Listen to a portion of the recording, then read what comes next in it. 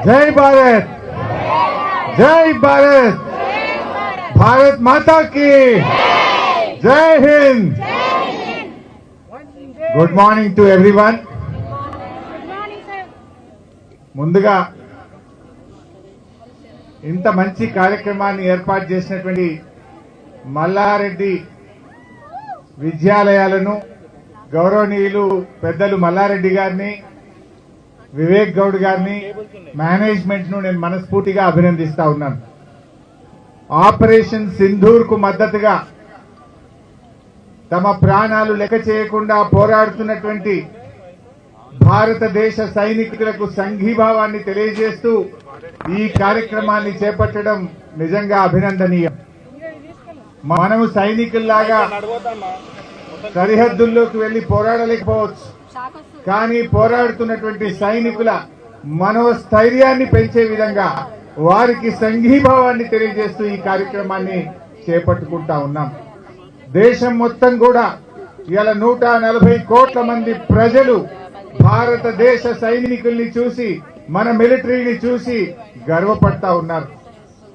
మనం జనరల్ గా అనుకుంటాం దేశ సరిహద్దులంటే అది భౌగోళికంగా అని అనుకుంటాం, కానీ దేశ సరిహద్దులంటే కేవలం భౌగోళికమే కాదు, ఈ దేశ ప్రజల ఆశలు, ఈ దేశ ప్రజలందరికీ కూడా భద్రత కల్పించరు. ఎందుకంటే ఈరోజు సైనికులు దేశ సరిహద్దుల్లో పోరాడుతున్నారంటే వాళ్ళు కేవలం భౌగోళికంగా మన భూమిని కాపాడమే కాదు, భారతదేశ వారసత్వాన్ని కాపాడుతున్నారు, భారత సంస్కృతిని కాపాడుతున్నారు, భారతదేశ భవిష్యత్తును నిలబెట్టడం కోసం తమ ప్రాణాలు లెక్క చేయకుండా ఈరోజు సైనికులు పోరాటం చేస్తా ఉన్నారు.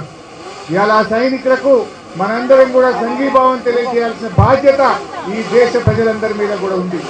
ముఖ్యంగా పాకిస్తాన్ మరి మన దేశం నుంచి విడిపోయినప్పటి నుంచి కూడా మన దేశాన్ని ఇబ్బంది పెట్టాలని ఉగ్రవాదులను పెంచి పోషిస్తూ అనేక సందర్భాల్లో మన దేశాన్ని రకరకాలుగా ఇబ్బందులు పెట్టే ప్రయత్నం చేసింది.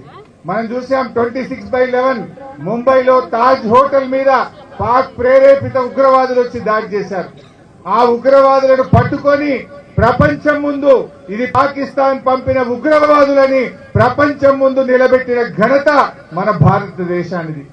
చివరికి మన భారత పార్లమెంట్ మీద కూడా మరి దాడి చేయడానికి దాని వెనుక ఉన్నది కూడా పాక్ ప్రేరేపిత ఉగ్రవాదులే. ఈ ఉగ్రవాదులు మనందరం కూడా చూసాం. వరల్డ్ ట్రేడ్ సెంటర్ యుఎస్ మీద కూడా దాడి చేసిన బిన్ లాడెన్ కూడా ఆ పాకిస్తాన్ నుంచే మరి అటువంటి కార్యక్రమాలకు పాల్పడ్డారు. అంటే ఇలా ప్రపంచంలో అస్థిరత సృష్టించడానికైనా, భారతదేశంలో అస్థిరత సృష్టించడానికైనా పాక్ ప్రేరేపిత ఉగ్రవాదే. ఇక ఏదికైనా సహనానికి, ఓపికకు ఒక హద్దు ఉంటది. చాలా సంవత్సరాలు చూసాం. మొన్న పహల్గామ్ లో 26 మంది అమాయకుల మీద విచ్చలవిడిగా దాడి చేసి చంపడం ఈ దేశ ప్రజల మనసు కలిసివేసింది. అంతేకాకుండా వాళ్ళు మతం పేరిట ప్రజల్ని అడుగుతూ చంపడం అనేది ఈ దేశ ప్రజల మనసును కలిసివేసింది.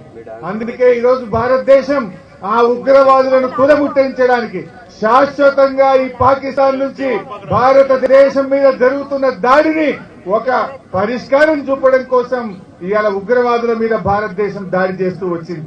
కానీ ఇలా పాకిస్తాన్ ఎన్ని ప్రయత్నాలు చేసినా మన భారత సైన్యం అద్భుతంగా పోరాటం చేస్తూ పాక్ యొక్క కుట్రలను ఎప్పటికప్పుడు కూడా వాటిని ఛేదిస్తూ ఇవాళ ఉక్కిరి బిక్కిరి చేస్తా ఉంది పాకిస్తాన్.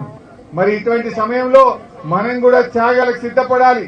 అవసరమైతే రక్తదానాల కోసం ఈ దేశంలో ప్రతి యువతి యువకుడు సిద్ధంగా ఉండాలని చెప్పి కూడా నేను పిలుపునిస్తా ఉన్నాను. ఒకవేళ సైనికుల కోసం ఏదైనా సపోర్ట్ అవసరం ఉంటే యంగ్ డాక్టర్స్ గా మా మల్లారెడ్డి మెడికల్ కాలేజ్ కూడా ముందుండి అన్ని రకాల వైద్యాన్ని అందించడానికి కూడా సంసిద్ధంగా ఉండాలని చెప్పి కూడా నేను పిలుపునిస్తా ఉన్నా.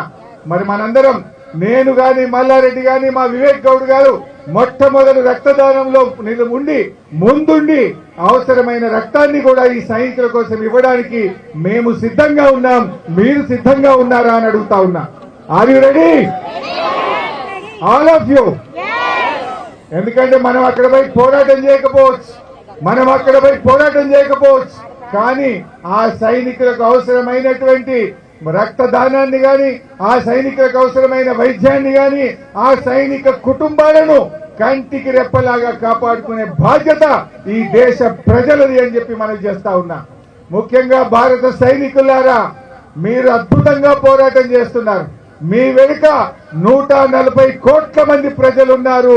ధైర్యంగా ముందుకు పోండి. మీ ధైర్యమే మాకు శక్తి, మీ నిబద్ధతలే మా అందరికీ గర్వకారణం, మీ యొక్క పోరాటం మా అందరికీ స్ఫూర్తి అని చెప్పి మనవి చేస్తూ జై భారత్.